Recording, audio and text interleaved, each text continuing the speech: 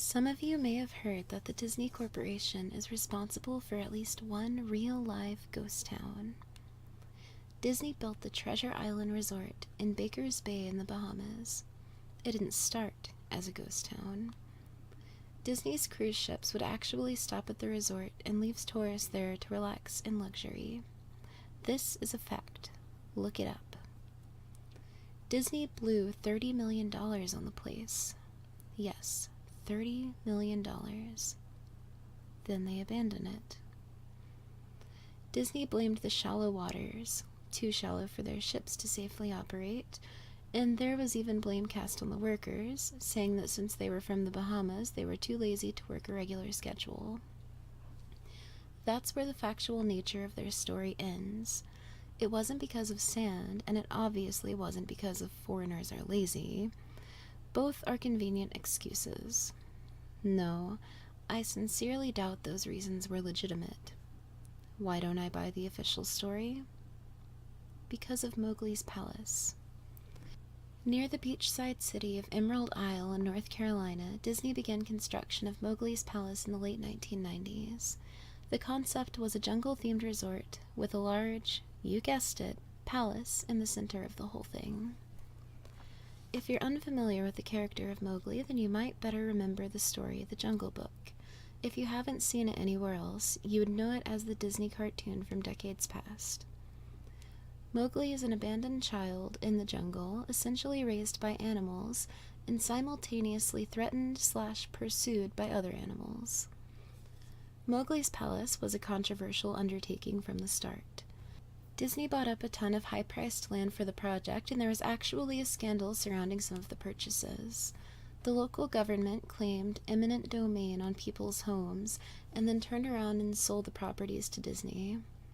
At one point, a home that had just been constructed was immediately condemned with little to no explanation. The land grabbed by the government was supposedly for some fictional highway project. Knowing full well what was going on, people started calling it Mickey Mouse Highway. Then there was the concept art. A group of stuffed shirts from Disney Co. actually held a city meeting. They intended to sell everyone on how lucrative this project was going to be for everyone. When they showed the concept art, this gigantic Indian palace, surrounded by jungle, staffed with men and women in loincloths and tribal gear, well, suffice to say, everyone flipped their shit. We're talking about a large Indian palace, jungle, and loincloths, not only in the center of a relatively wealthy area, but also a somewhat xenophobic area of the southern USA. It was a questionable mix at that point in history. One member of the crowd tried to storm the stage, but he was quickly subdued by security after he managed to break one of the presentation boards over his knee. Disney took that community and essentially broke it over its knee as well. The houses were razed, the land was cleared, and there wasn't a damn thing anyone could do or say about it. Local TV and newspapers were against the resort at the beginning, but some insane connection between Disney's media holdings and the local venues came into play, and their opinions turned on a dime. So, anyway, Treasure Island, the Bahamas. Disney sunk those millions in, and then split. The same thing happened with Mowgli's palace. Construction was complete. Visitors actually stayed at the resort. The surrounding communities were flooded with traffic and the usual annoyances associated with an influx of lost and irate tourists. Then, it all just stopped. Disney shut it down, and nobody knew what the hell to think. But they were pretty happy about it. Disney's loss was pretty hilarious and wonderful to a large group of folks who didn't want this in the first place. I honestly didn't give the place another thought since hearing it closed over a decade ago. I live maybe 4 hours from Emerald Isle, so really I only heard the rumblings and didn't experience any of it firsthand. Then I read this article from someone who had explored the Treasure Island Resort and posted a whole blog about all the crazy shit he found there. Stuff just left behind. Things were smashed, defaced, probably ruined by the disgruntled former employees who had lost their jobs. Hell, the locals from all around probably had a hand in wrecking that place. People there felt just as angry about Treasure Island as folks here did about Mowgli's palace. Plus, there were rumors that Disney had released their aquarium's stock into the local waters when they closed, including sharks. Who wouldn't want to take a few swings at some merchandise after that? Well, what I'm getting at is that this blog about Treasure Island got me thinking. Even though many years had passed since its closing, I figured it might be cool to do some urban exploration at Mowgli's palace, take some photos, write about my experience, and probably see if there is anything I could take home as a memento. I'm not going to say I wasted no time in getting there, because honestly it took me another year after I first found that Treasure Island article to get around to going to Emerald Isle. Over the course of that year, I did a lot of research on the Palace Resort, or rather I tried to. Naturally, no official Disney site or resource made any mention of the place. That had been scrubbed clean. Even odder, however, was that nobody before myself had apparently thought to blog about the place or even post a photo. None of the local TV or newspaper sites had one word about the place, though that was to be expected since they had all swung Disney's way. They wouldn't want to be out there lauding their embarrassment, you know. Recently I learned that corporations can actually ask Google, for example, to remove links from search results, basically for no good reason. Looking back, it's probably not that nobody spoke of the resort, but rather their words were made inaccessible. So, in the end, I could barely find the place. All I had to go on was an old-as-hell map I'd received in the mail back in the 90s. It was a promotional item sent out to people who had recently been to Disney World, and I guess since I had been there in the late 80s, that was recent. I didn't really intend to hang on to it. It just got shoved in with my books and comics from my childhood. I'd only remembered it months into my research, and even then it took me another few weeks to locate the storage bin my parents had shoved it all into. But I did find it. Locals were no help, as most were transplants who had moved to the beach in recent years, or old residents who just sneered at me and made rude gestures the second I managed to say, "Where would I find Mowgli's?" The drive took me through an inordinately long corridor of overgrowth. Tropical plants that had run rampant and overpopulated the area, mixed with the native species of flora that actually belonged there and had tried to reclaim the land. I was in awe when I reached the front gates of the resort. Tremendous, monolithic wooden gates, whose supports to either side looked like they must have been cut from giant sequoias. The gate itself had been gouged in several places by woodpeckers and eaten away at the base by burrowing insects.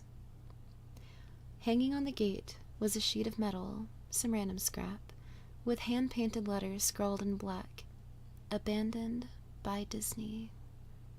Clearly the handiwork of some past local or an employee who wanted to make some small protest. The gates were open enough to walk through, but not drive, so grabbing my digital camera and the map, whose flip side showed a layout of the resort, I set off on foot. The inner grounds of the place were just as overgrown as the entryway. Palm trees stood, untended and ragged among piles of their own coconuts. Banana plants similarly stood in their own stinking, bug-riddled refuse. There was this sort of clash between order and chaos, as carefully planted rows of perennial flowers mixed with obnoxious tall weeds and stinking blackened mushrooms. All that remained of any outdoor structures were broken, rotting wood, and various charred bits of unidentifiable material. What was most likely an information booth or an outdoor bar was now simply a pile of assorted debris chopped up by past vandalism and ravaged by weather. The most interesting thing on the grounds was a statue of Baloo, the friendly bear from the Jungle Book, which stood in a sort of courtyard in front of the main building.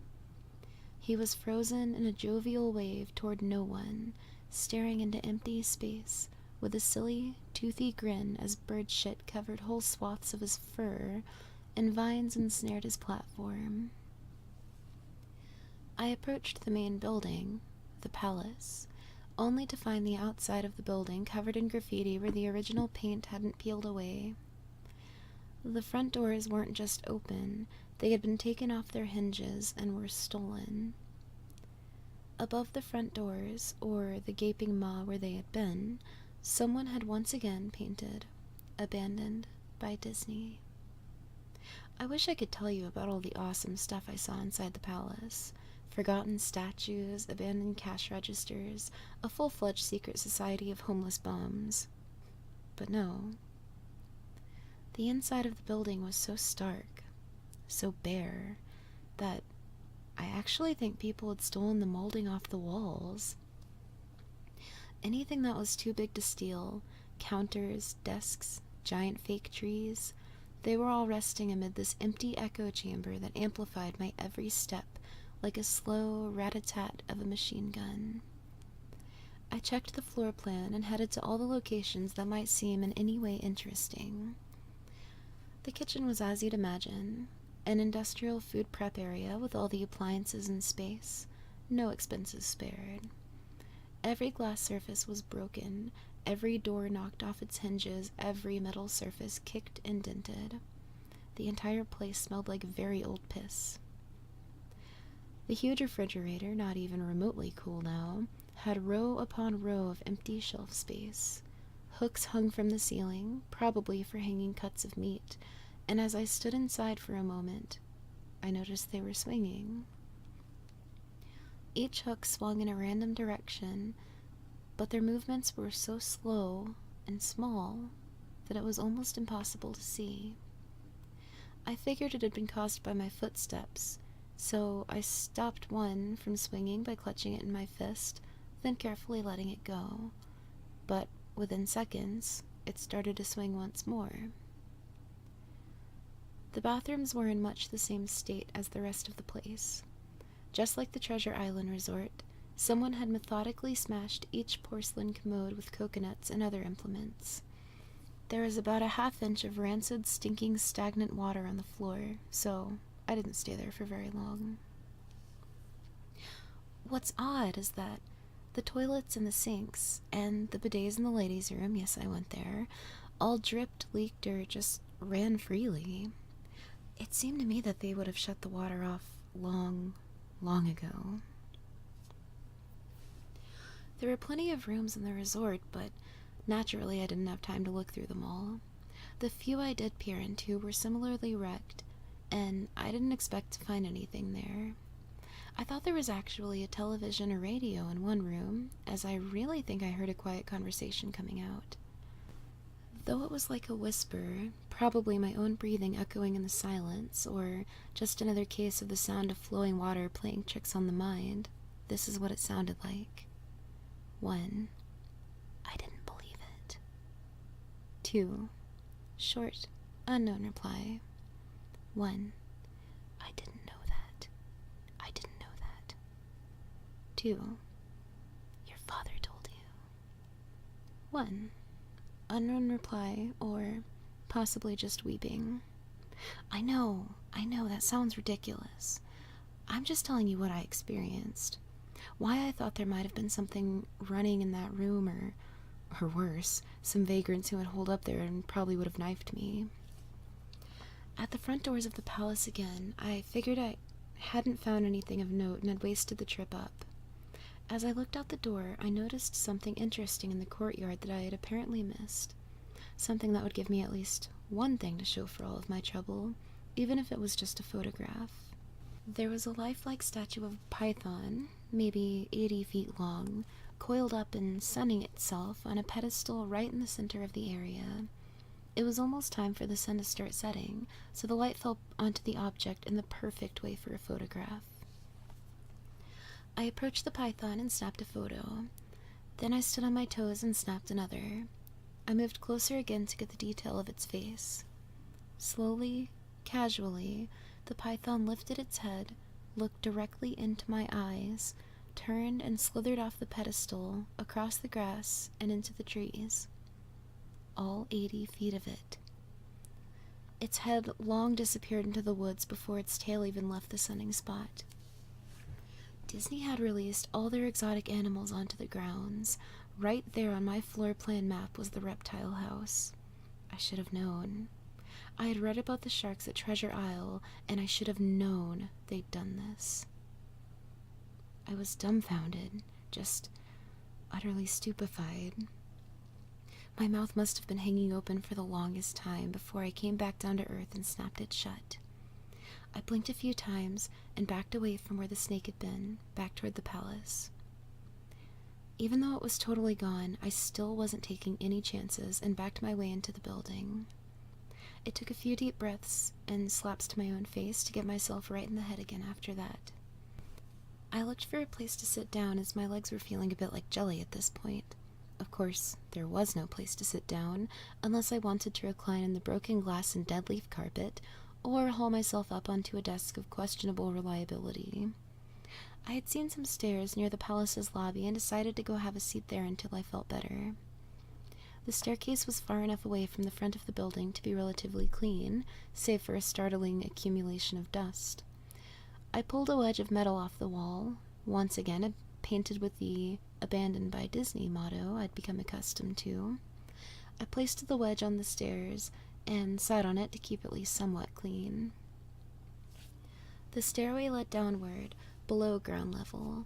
Using my camera flash as a sort of improvised flashlight, I could see that the staircase ended in a metal mesh door with a padlock. A sign on the door, a real sign, read, "Mascots only, thank you." This perked up my spirits a little bit for two reasons. One, a mascots only area would have definitely had some interesting stuff back in the day. Two, the padlock was still in place. Nobody had gone down there. Not the vandals, not the looters.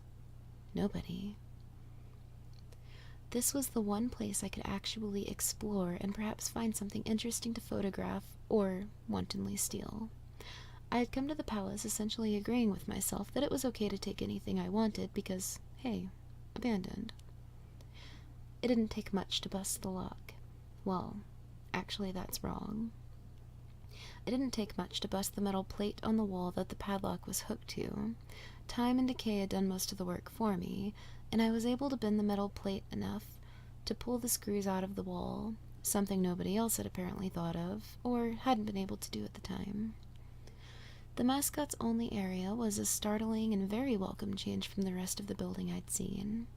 For one, every second or third fluorescent light overhead was illuminated, even though they flickered and faded randomly. Also, nothing had been stolen or broken, even if age and exposure were definitely taking their toll. Tables had notepads and pens. There were clocks, even a punch-in clock on the wall, complete with filled-out time cards. Chairs were scattered around, and there was even a small break room with an old static-filled television and long rotted-out food and drink on the counters. It was like one of those post-apocalypse movies where everything is left in the state of evacuation. As I walked the maze-like sub-basement hallways of the mascots-only area, the sights just became more and more interesting. As I went further, desks and tables were knocked over, papers scattered and almost melded with the damp floor, and a large carpet of mold was slowly overtaking the real rotting crimson floor covering. Everything was just sort of squishy. Anything wood disintegrated into mush whenever I applied even the least amount of force, and clothing items hanging on hooks in one of the rooms simply fell to moist threads if I tried to unhook them. One thing that annoyed me was that the light was becoming more sparse and unreliable as I went further into the dank, suffocating depths of the place. Eventually, I reached a black and yellow striped door with the words "Character Prep 1" stenciled on it. The door wouldn't open at first. I figured this was probably where the costumes were kept, and I definitely wanted a photograph of that twisted, stinking mess. Try as I might, whatever angle or trick I tried, the door wouldn't budge. That is, until I gave up and started to walk away. That was when there was a slight popping sound, and the door creaked open, slowly. Inside, the room was completely dark, pitch black. I used the camera flash to look for a light switch in the wall by the door, but there was nothing. As I made my search, I was jarred out of my sense of excitement by a loud electrical buzz.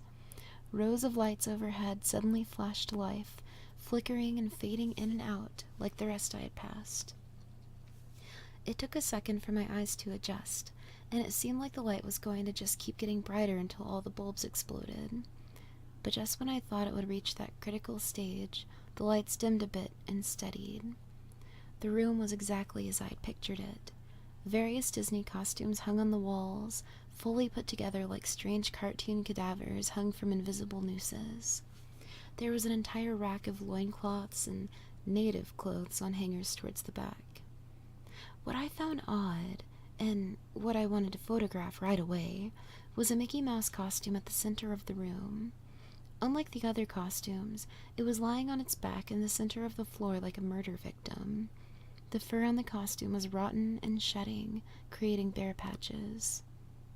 What was even odder, however, was the coloring of the costume. It was like a photo negative of the actual Mickey Mouse, black where he should have been white, and white where he should have been black. His normally red overalls were light blue. The sight was off-putting enough that I actually put off photographing the thing until last. I took a picture of the costumes hanging on the walls, upward angles, downward angles, side shots to show an entire row of frozen, putrid cartoon faces, some with plastic eyes missing. Then I decided to stage a shot, just one of the bedraggled character heads on the slick, grimy floor. I reached for the headpiece of a Donald Duck costume and carefully removed it so the thing wouldn't fall apart in my hands. As I looked into the face of the wide-eyed, moldering head, a loud clattering sound made me jump with fright. I looked down at my feet, and there between my shoes was a human skull. It had fallen out of the mascot head and shattered into pieces at my feet. Only the empty face and lower jaw remained, staring up at me. I dropped the duck head immediately, as you'd expect, and moved for the door. As I stood in the doorway, I looked back to the skull on the floor. I had to take a picture of it, you know. I had to. For any number of reasons that may seem silly, but only if you don't think it through. I'd need proof of what happened, especially if Disney was going to somehow make this go away. I had no doubt in my mind, right from the start, that even if it was just gross negligence, Disney was responsible for this. That's when Mickey, that photo negative, opposite Mickey, in the middle of the floor, started to get up.